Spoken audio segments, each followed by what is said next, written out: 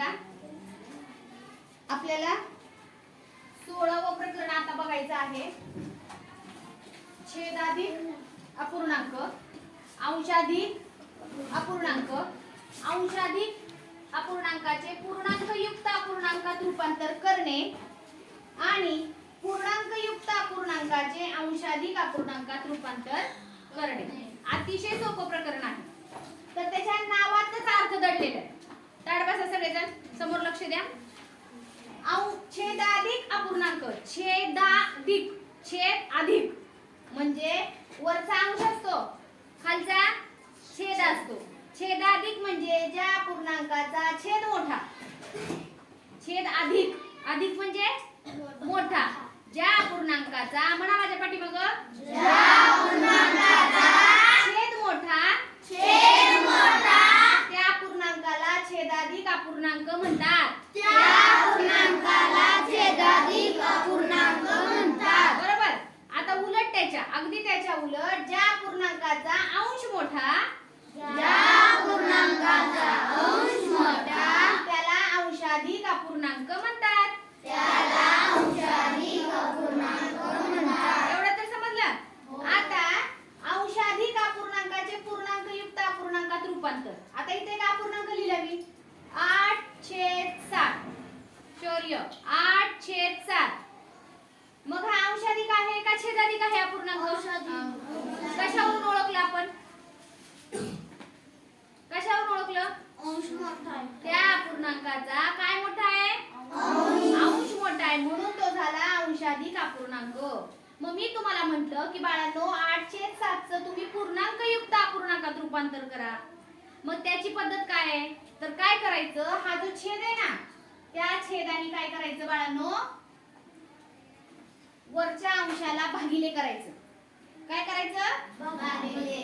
मग आता 7 ने 8 ला भागलं तर भागाकार करा. 7 एके 7 एके 7. 8तून 7 गेला, 1 उरला. मग आता इथं पूर्ण किती आले? पूर्ण भाग पूर्ण कितीचा गेला? 1 चा भाग पूर्ण गेला. म्हणजे हा 1 पूर्ण, आणि जी बाकी आली ती कुठे लिहायची? वर अंशाला. अंशाला जाईल ती. ही जी बाकी आली ना खाली भागाकार करून, ती कुठे जाणार? अंशाला. अंश. आणि हा जो इथला 7 होता तो काय राहणार?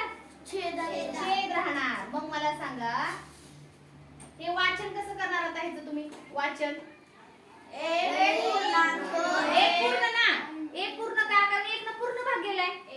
1 पूर्णांक 1/7 म्हणजे बाळांनो 8/7 हे काय होतं? 8/7 काय होतं? पूर्णांक. अंशाधिक अपूर्णांक होता तो. काय होता? अंशाधिक. मग त्याचं रूपांतर आपण कशात केलं? पूर्णांकयुक्त अपूर्णांकामध्ये. ताट बसा, हात एकमेकांशी चाळे करू नका, हाताची घडी घालून ताट बसा, पूर्ण कॉन्सन्ट्रेशननी बघा. शौर्य तुला येते पण बाकीच्या मुलांना येत नाहीये. बरोबर आहे ना कतले? हा. मग अंशाधिक अपूर्णांकाचं पूर्णांकयुक्त अपूर्णांकात रूपांतर करताना खालच्या छेदाने काय करायचं? वरच्या अंशाला भागिले करायचं. मग भाग गेला 7 एके 7, 8तून 7 गेला, बाकी उरली 1. मग इथला रूपांतर फक्त इथं मांडणी करायची. 1 चा पूर्ण भाग गेला म्हणून हा 1 पूर्ण, आणि ही बाकी उरलेली इथं वरती अंशाला गेली, आणि इथला जो छेद होता तो आहे असा खाली लिहिला.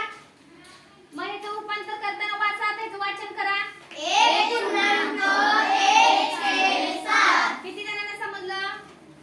कार्तिक समजलं? कसं करायचं? अंश खालच्या छेदाने अंशाला भागिले करायचं, म्हणजे आपल्याला काय मिळतो? पूर्णांकयुक्त अपूर्णांक. मग आता ह्याच्या उलट करा. ह्या पूर्णांकयुक्त अपूर्णांकाचं अंशाधिक मध्ये रूपांतर करायचंय. मग काय करणार? 7 गुणिले 1 अधिक 1. करेक्ट. ह्या 7 न काय करायचं? ह्या 1 ला गुणिले करायचं फक्त. काय करायचं? गुणिले. मग 7 एके 7 आणि 7 एके 7. इथं 7 उत्तर आले, आणि ह्याच्यामध्ये ही बाकी काय करायची? मिसळायची, ऍडिशन करायचं. 7 आणि 1 किती? 8. झाला तुम्हाला तयार अंशाधिक अपूर्णांक. मग कशाचं रूपांतर केलं होतं आपण? हे पूर्णांकयुक्त अपूर्णांकात. अंशाधिक अपूर्णांक हा पूर्णांक युक्त अपूर्णांक होता